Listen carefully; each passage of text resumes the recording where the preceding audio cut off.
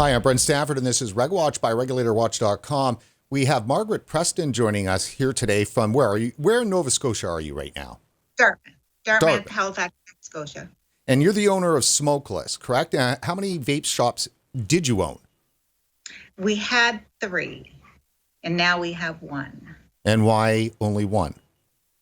Well, with the taxes coming in, our sales had already started to plummet with the favorite plan. So when the taxes came in, we already knew that there's no way we could survive or we'd end up going bankrupt. We're hanging on to 1 store, hopefully that it will survive and things will change here in Nova Scotia. Otherwise than that one will go come November. We won't be able to keep it alive. Obviously, there's been a round of regulations that the Nova Scotia government has brought in over the last, about a year. And April 1st was the flavor ban taking effect. And then this week was this gargantuan tax nightmare that they've dropped on the industry.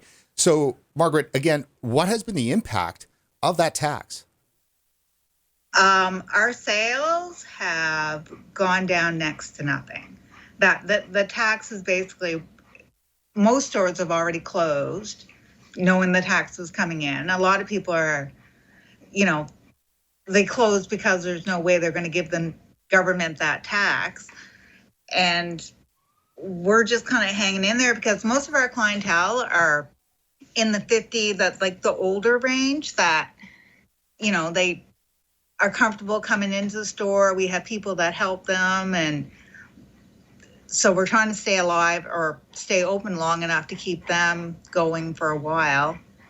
But you're going from a 30 ml bottle that was,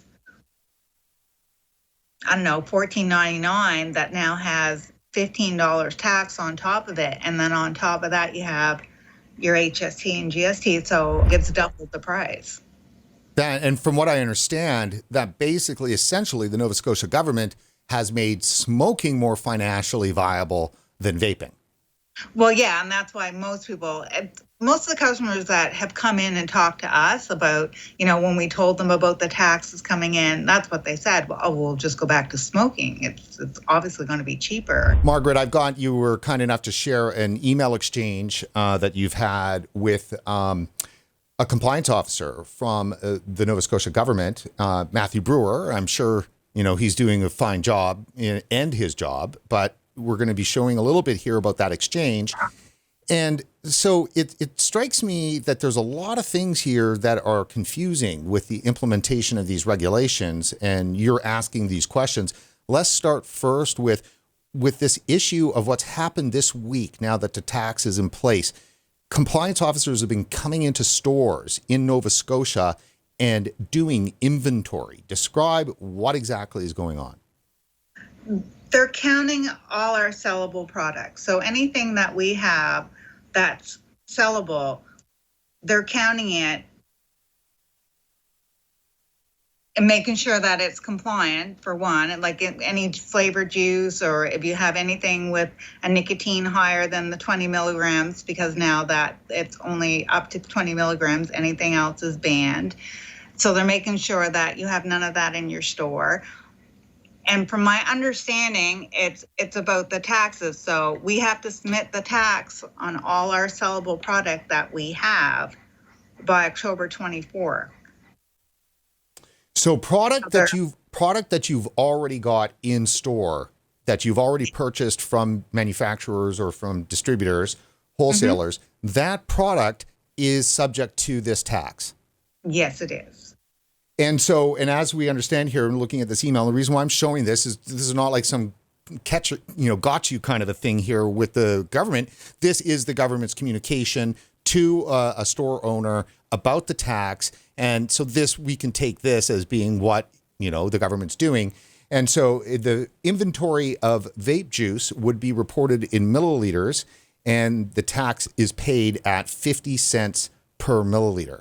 So that has nothing to do with the nicotine. That's just the actual milliliters of PGVG. Anything that, the way it was explained to me by the compliance officer, is anything that you use to vape or any liquid that goes into a vape, whether it has no nicotine in it, so our zero nicotine, there's nothing in it but the 2 ingredients, have the 50-cent tax per milliliter on that. And we have to submit that tax in as well. And then vaping devices are reported at manufacturer suggested retail price, and the vaping tax, the 20% tax on top of that. On top of the manufacturer's retail price. So, but what happens though if you try to sell that product under the manufacturer's retail price? We'd end up paying more for it. We would lose money on it. Like it would cost us more to bring it in than what we could possibly sell it for. So the government has basically said that if you try to sell a product at lower than the suggested manufacturer's retail price, you are going to get penalized. You still have to pay the tax. The shop owner... We still have to pay the tax on that suggested retail price. Which means, of course, the consumer's going to pay that tax. Right. Unless if we can't sell that product, we don't recover that tax.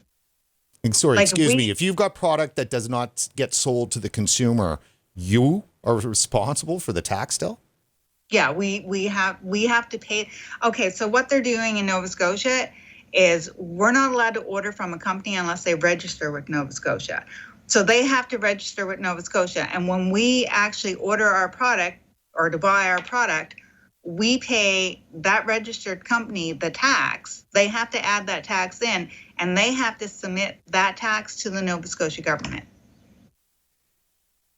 That is insane. And then when it comes to the liquid too, what happens if you've got, extra e-juice that's on the shelf that's not moving through? Throw it away, we lose completely on it. We have to pay that tax. You don't get the tax back. They're not going to resubmit the tax. Like we asked that question. If we had, we couldn't sell the product, the tax, do we, fill out a form and get a remittance for that tax? And they said, no, you would never get the tax back for it. You'd end up, we'd lose. We've had to, obviously all our flavored juice and stuff like that, we had to dispose of that. So we took a loss on that. And so now with the tax, any product that we don't sell and it becomes, because there's expiration dates on the juice and stuff like that. So if we don't sell it, we take a total loss on the cost of the juice and now on the tax as well. The province of Nova Scotia is also demanding basically that the manufacturers of vaping products, so e-juice, primarily here in Canada, of course, to register, as you mentioned, but not just register, they're asking them to actually put up a security bond, cash in some cases. Right. And so from the companies I've talked to, because there's companies I've talked to that refuse to register with Nova Scotia. They don't want to give Nova Scotia. Why would they collect? If you lived, say BC. If you lived in BC and I wanted to order product from your company, and you would have to register and say, put down $100 or $100,000 security in case you didn't collect that tax from me. Most companies are not going to register with Nova Scotia because why would you collect tax for another province and then have to submit that tax? Like you're making doing business with anybody much more difficult. Nova Scotia is the only province that's done it. All the other provinces have not done it. I mean, we understood the tax and we weren't fighting the tax. We were fighting the unjust tax. And the registering of the companies, you're making it next to impossible for us to order any product anyway, because who are we? I asked that question from the compliance officer because the companies I deal with, I asked them if they registered. Now, they said they registered, and some of them probably have, but they're waiting for the registration number. So I don't know if I'm allowed to order from this company until they get their registration number. So I asked the compliance officer if he could give me a list of the registered companies, and he told me that he didn't know if he would be allowed to do that, and he would have to get back to me. Now, he hasn't got back to me yet.